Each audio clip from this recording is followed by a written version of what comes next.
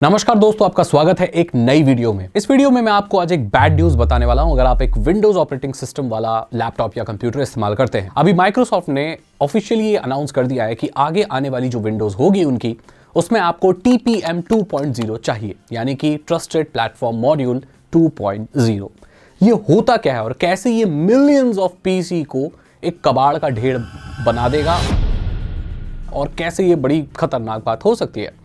आपको पता होगा जब विंडोज 11 आई थी तो उसमें कुछ ऐसे क्राइटेरिया थे जो बहुत सारे कंप्यूटर फुलफिल नहीं कर पा रहे थे। उनमें से TPM भी और सिक्योर बूट भी एक चीज थी।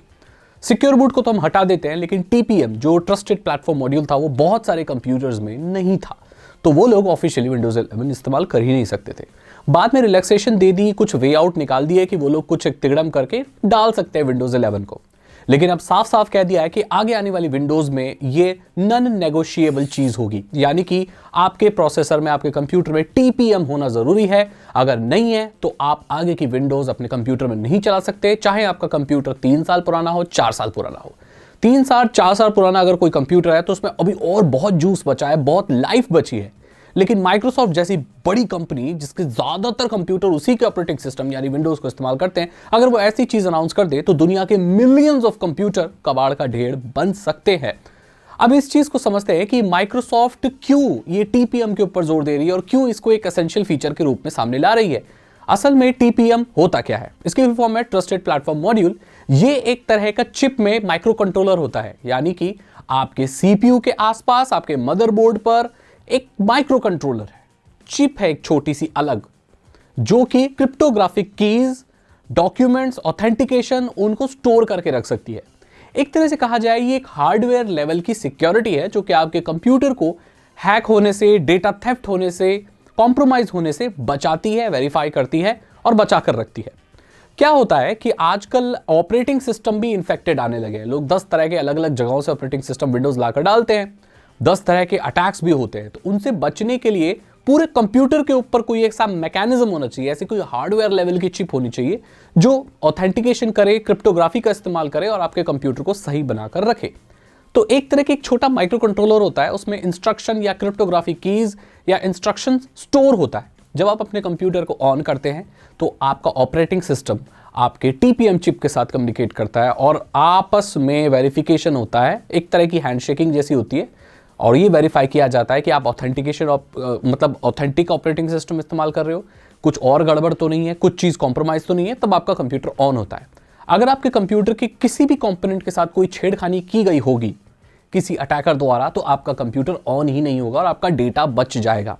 आप अपने कंप्यूटर में अगर हार्ड डिस्क को या SSD को इनक्रिप्ट करके भी रखते हैं, उसके बहुत सारी इंस्ट्रक्शन भी आपके TPM मॉड्यूल में स्टोर रहेगी ताकि कोई अनऑथराइज्ड वे में आपके कंप्यूटर के डेटा को एक्सेस ना कर सके।